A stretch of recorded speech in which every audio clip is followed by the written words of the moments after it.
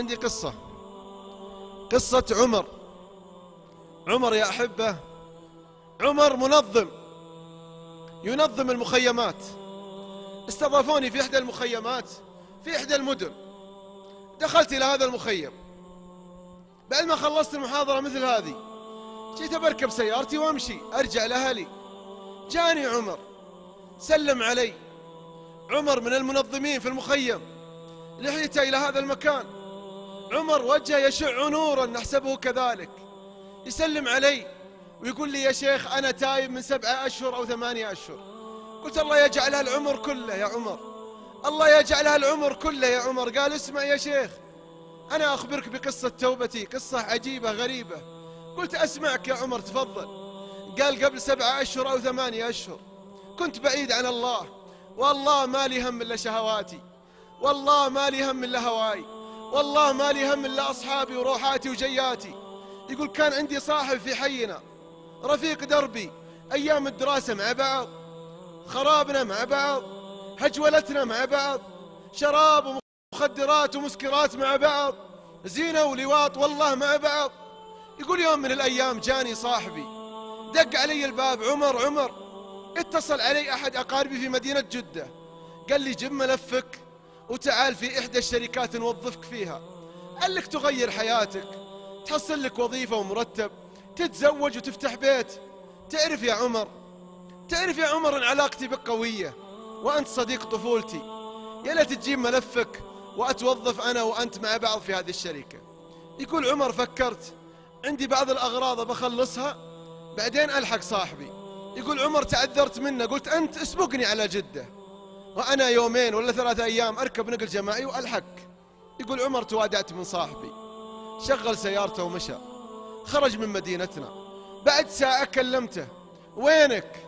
قال أنا في المكان الفلاني، أنا في المكان الفلاني. قلت توصل بالسلامة. بعد ساعة دقيت عليه، وينك؟ قال عمر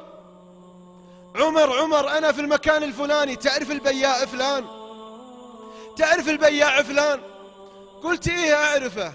قال شطفته يا عمر، وقفت عنده يا عمر، أخذت منه نقص حشيش، وأنا الحين قاعد أفرط علشان أحشش أوصل جدة وجوي غير يا عمر. في الطريق أبغى أحشش أعمل زقاير أوصل جدة وجوي غير. يقول عمر قفلت السماعة وأنا أقول يا ليتني معه، يا ليتني معه. يقول بعد ساعة دقيت عليه، وينك يا عمر؟ قال أنا في المكان الفلاني. عمر والله توي مولع الصاروخ وميادة على آخر صوت، توي مولع الصاروخ وصوت الأغاني على آخر صوت. يقول عمر قفلت السماعة وأنا في نفسي يا ليتني معه، يا ليت جوي زي جوه، يا ليتني مرافق له. يقول عمر قفلت السماعة، والله ما هي إلا 7 دقائق إلا جوال صاحبي يدق علي، أقول ألوه، إلا الصوت مختلف، إلا واحد يقول لي عمر. قلت إيه عمر؟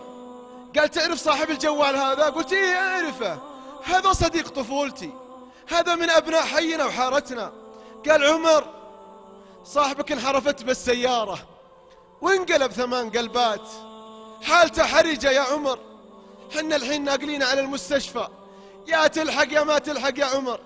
قال هو يقول لي 8 قلبات، حالته حرجة، ويطن في أذني وأسمع في أذني عمر توي مولع الصاروخ وصوت الأغاني على آخر صوت، هو يقول لي حالته حرجة وأنا يطن في أذني توي مولع الصاروخ وميادة على آخر صوت.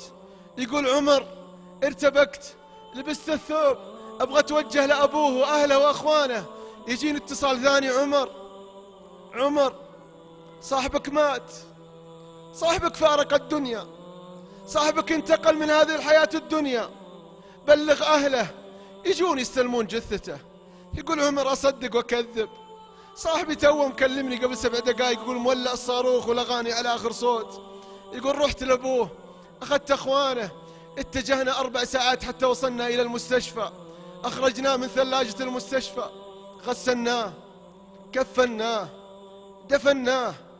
دفنته، ودفنت معه كل المعاصي والذنوب. أنا لو كنت معه بقول له لا تمر البياع. أنا لو كنت معه بقول له لا تعمر زقاير لا تحشش. أنا لو كنت معه بقول له لا ترفع المسجل على آخر صوت. لا يا شيخ، لكن الله كريم، لكن الله عظيم، جعل صاحبي عظة وعبرة لي.